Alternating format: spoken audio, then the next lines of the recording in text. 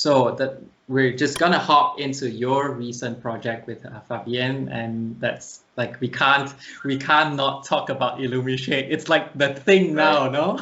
Everything's about the tribe, right? the we tribe you're in. Did you? Yeah, did I did. you take? Oh, you did. What? Yeah. So I'm how do you put favor? Like oh, you are. Oh, yeah. so you're a kind person. You're a kind soul, and you're an artistic person and a very creative person. Yeah, like I'm like a teddy bear, like a Very very Asian teddy bear. That sounds cool. Maybe to me. more like a panda, like a loving Right, panda. Yeah. So like it's really interesting. So like, what was the motivation of starting like that project on the side? Because it's such a unique concept. It's like really fantasy like, and it's kind of like Eluveitie, like conceptual, but then it's like I think Illumishade is kind of more towards like fantasy world kind of approach. So what was the motivation, or what was it that triggered you guys to like to say, oh, maybe we should try doing this? Well, first of all, it started with Fabi because she actually had to do something. It's basically I was talking about my project in order to graduate from university before, and now last year it was actually Fabi had to do the same because she studied, like we studied at the same school, just some years apart, and then she was thinking about what to do, and she wanted to. I mean, for Fabi, like she's very she's influenced by a lot of the great ballad stuff from the 90s, and she wanted to mix that with a more like a rock thing, or more like a heavy music. And then she realized, oh, I'm going to be on tour with Eluveitie a lot, so there's this guitar player in the band, maybe he could help me out for the rock part of the whole thing. And then we started writing together, and the whole thing with like creating this world around the music, that basically initially from Fabi. She because she wanted to make up this story, this epic story to sing about. And pretty soon after those first thoughts, she started talking and working with one of her best friends, oldest and best friends, Tamara, who now she's doing so many things for the band. She's managing the band. She's a booker. She is in the creative department. She's doing lots of other things as well, and we couldn't do it without her, like, clearly. So, but she was there from the beginning to kind of like make up that story with Fabi and let it grow, and get the thoughts flowing around, and they came up with a concept, and Fabi had the rough story, and then later on we thought, okay, if we really do this, we want to do it like right. We want to go like full on, and we started like just assembling lots of stuff that we liked.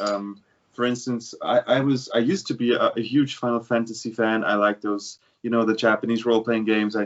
Especially Final Fantasy, I love that, and I started to bring in that influence. So this could be I don't know what stage clothing could look like, or whatever. You could go all places, and then they got to know a story writer from Canada. Her name is Chrissy, and she's super cool. She's a total nerd. She does the whole what's the Japanese word for the cosplay thing. She's into that thing, and so she was kind of like a perfect partner for that. And she started developing the whole terminology of the tribe names and all that kind of thing. And the characteristics, they were actually developed by her and Tamara. Mm-hmm. So yeah, Tamara is kind of like the all overseeing eye, and she makes sure like the vision gets channeled into the right direction. Mm-hmm. And so at that time for me, I focused more on the music part. So I was working a lot on the songs and arrangements and did pre-productions. So, but basically, I think it's just I think it was kind of like a combination of Fabi really being into the whole fantastic worlds of, let's say, a Harry Potter mythology or Disney worlds and movies or musicals, and I kind of like had that whole PlayStation role-playing game nerd thing going on from, when I was a bit younger. But actually, I have to say, I had to buy the new Final Fantasy, and I'm on it now because it's so great. It's like you have to play it. I was a huge comic nerd, so and the whole superhero thing, the Avengers stuff and Star Wars, everything. I love all that kind of stuff. So we just kind of like it was a simple equation, Okay, we have to use the whole knowledge and the whole fascination and passion for all that those kinds of fantasy worlds, and we want to make our own. And it took a lot of work, and it still does. But I think we're onto something really great, because what we've seen now and what we've felt and realized is that with this creating this world and having this music that is also, the music really comes from the heart, and I think this really resonated with a lot of people. So we kind of, from this early stage, we kind of, I think we managed, or we're managing to create a community, or to some kind of like a, the Illumi world family, Mm-hmm. and this is a cool thing. This is a super cool thing, and yeah, that's basically in a nutshell how it came about. Wow. Or how it's coming about. Actually, it's still, it's a work in progress, but right. But yeah, I think from by the looks of it, you can actually tell the amount of work that needed to go into actually making this launch happen, and I think it's actually going to be a real project to maintain as well, because of how many it looks at other factors as well. Like, you guys literally form like a tribe. In fact, you guys have like more than one tribe to take care of now.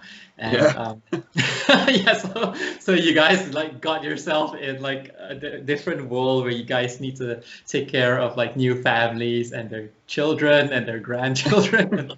Kind of, yeah. Yeah, and yeah, I think it's just so cool, because it's I'm not sure if there are like any bands out there that have already done something like that. But then, like, when you guys did this, it started when I think Fabi came out to say on a story, asking people to find out like what tribe do they belong in, and then I just felt that was so cool, because it's the band then becomes like, more than just the band members. It's like, you're kind of trying to get everyone else involved and to be part of the family. So it's not just, the few of you as the band being Illumishade. It's actually everyone collectively, as a family. So I think conceptually, that's so cool, so cool, and I think this can be spun out to so many other different things that you can do in the future. And it's just the way it's done now. I see the possibility of so many other doors opening that, which is a bit, which makes this band again very different from, other bands. Other bands, it's just them and people idolize that band. But when it comes to Illumishade, it's like people kind of feel like they are part of the band. If you get what I mean? Right. Yeah, they're part of the journey, part of the fight. So it's so cool. It's really, really cool. I mean, it's only been launched for like what, a day or so. How many days? The album came out on Friday. Right. Yeah, So the that was album. like 4 days ago. So okay, well, so my bad because I started to listen to it yesterday, so it's like a day for me. So it's still kind of hard for me to tell which one's my favorite. But then, yeah, in fact, one funny story. I was cooking today, and then I was like, my mom was like next to me. I was like, they sound so cool, right? I was literally playing Illumishade while I was cooking today, and then Cool. like. That's awesome.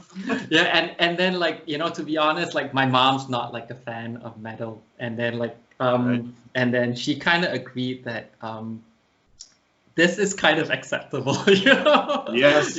for That's huge. Okay. yeah, and then it's so cool because like it's so nice and what's the song? Is it What Have I Become? Is that Yes. yeah, it's like oh when I heard that song I was like oh feels okay, stay strong boy, stay strong.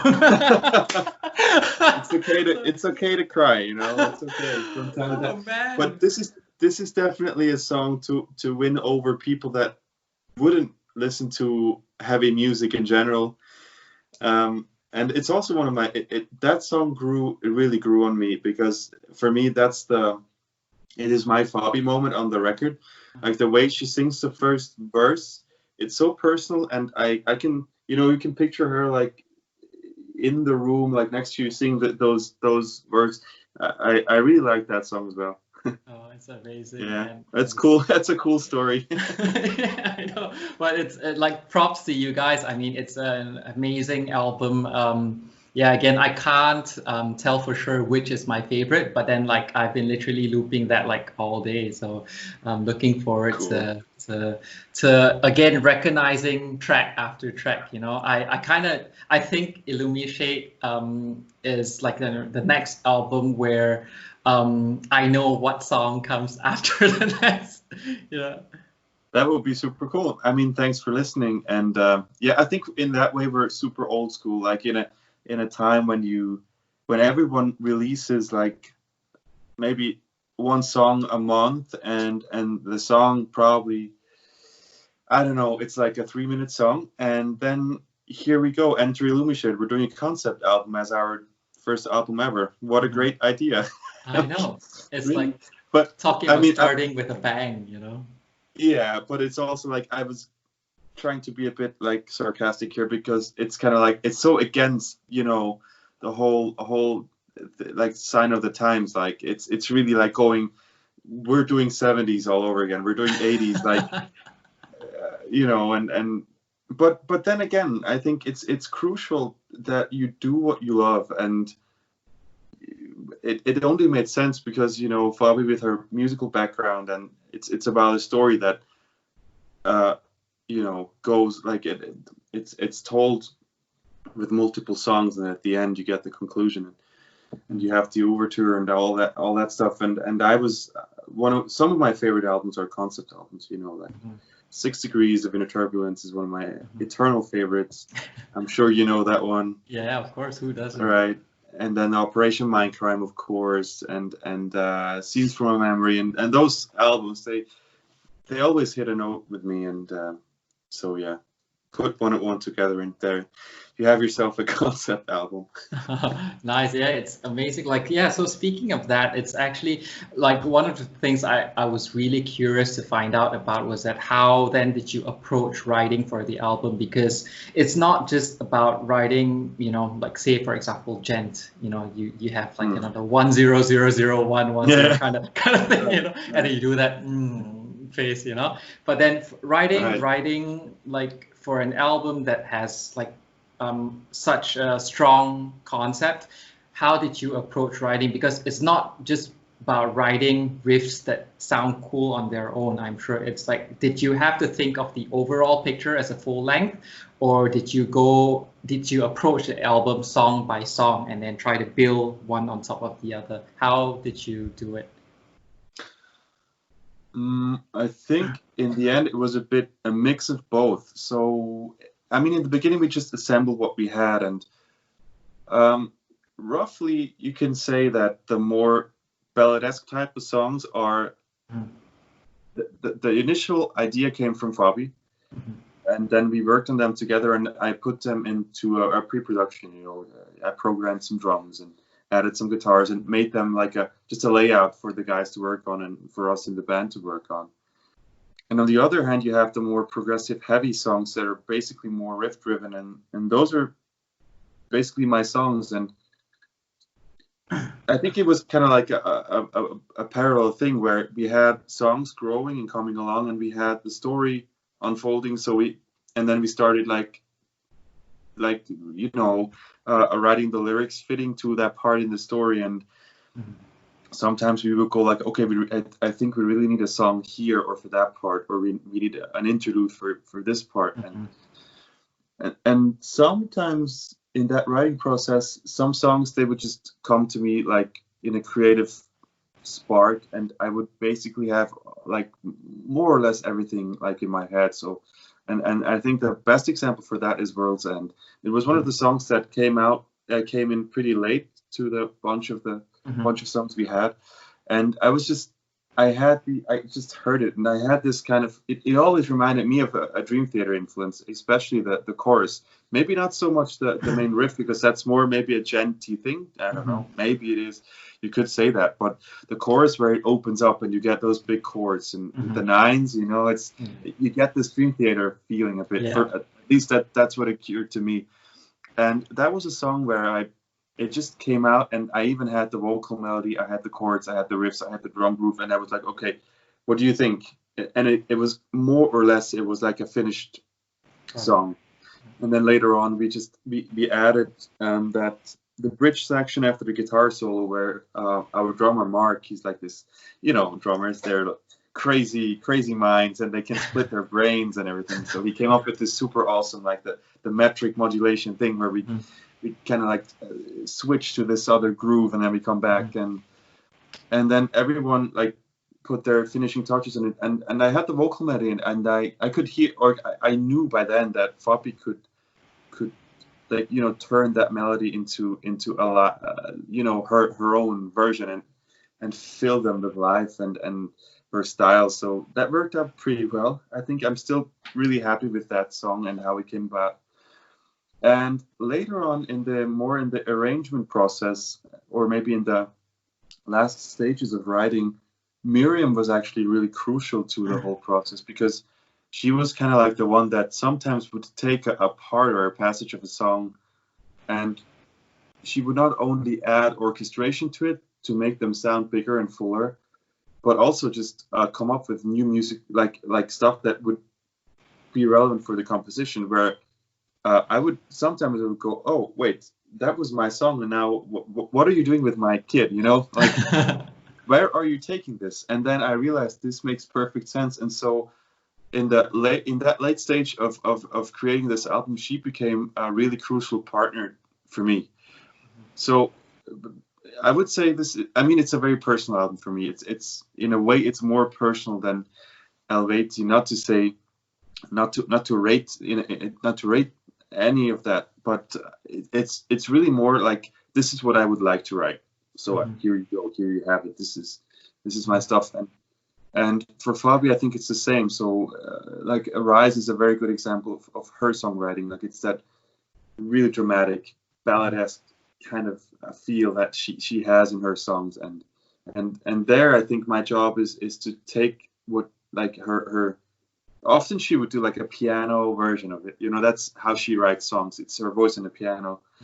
She's a really good piano player, actually. And then I would take that the core, the essence, and make it like a band version. And then Miriam would come along, and she would put the whole, huge orchestra and effect stuff and to it, and then that probably became kind of like an Illumishade formula, some sort. So you got the softer songs and the heavy songs. So it's kind of like a double lead, if you want, if you. But at this point, I think a lot of stuff that I wrote that are clearly my songs, they just, I'm sure sometimes you have that moment of creative energy, like just rushing through you. And there's like you can go and drop everything you're doing and just focus on that and just bring it, like, you know, make a demo or make a pre-production so you have it, whether you like it or not. But you know, okay, now I can just put a whole song together because I hear it kind of. And that's how it worked for World's End, for Crystal Silence.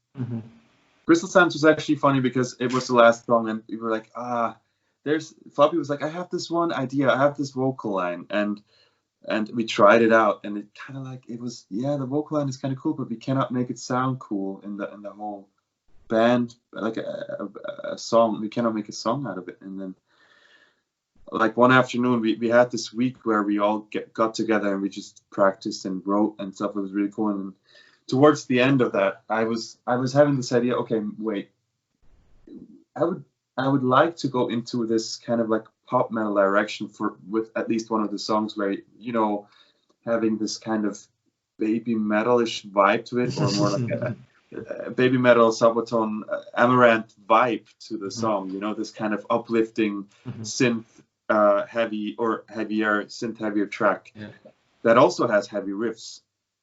And I forgot actually, but Mark, our drummer, he reminded me the other day that actually he showed me a song. At that time, it was a newly released single by Alter Bridge, and of course, Alter Bridge is known for their, like, every song starts with this super massive riff, right? It's always that riff heavy music. So Tremonti.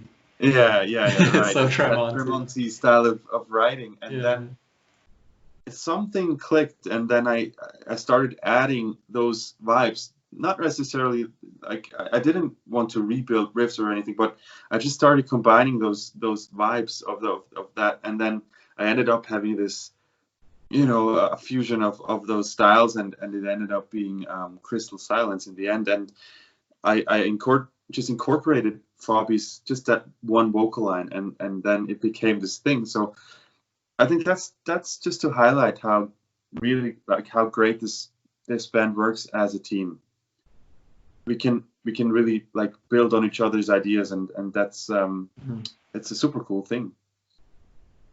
Yeah, that's ideally the best case scenario. Yeah. You know? I mean, sometimes I think the good thing about, you know, obviously having several contributors to, you know, song composition, because other people hear things that you don't, and then sometimes, you know, when they sound out certain ideas, you're like not too sure how it's going to work, or even sometimes it sounds wrong. So it's like, you're like quite sure that it wouldn't work, but then after that, when you start to digest it, you're like, yeah, actually this is something really cool, and it's something that I would never do personally. But then because this person is contributing this part here, we can actually make something really cool out of it that I would never be able to do on my own. Right, exactly. Yeah. That's the thing, and that.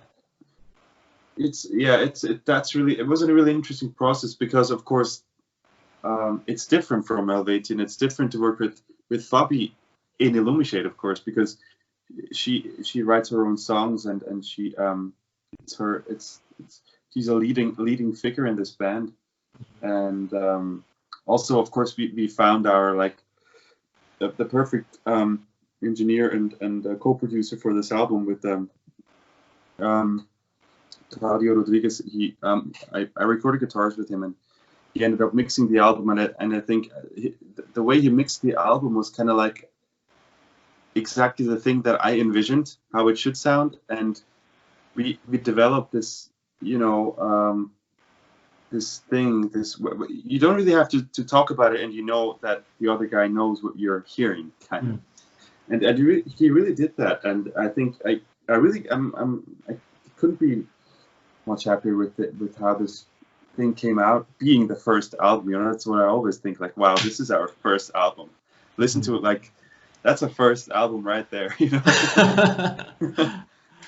Well, yeah, it sounds amazing, and yeah, I mean, you could tell that there's like a mixture of influence in there, and it's not like a very how do you say, I need to phrase this correctly. I mean, it's not that it's directionless, but then you do see like a mixture of directions in there that, you know, created this very unique full length.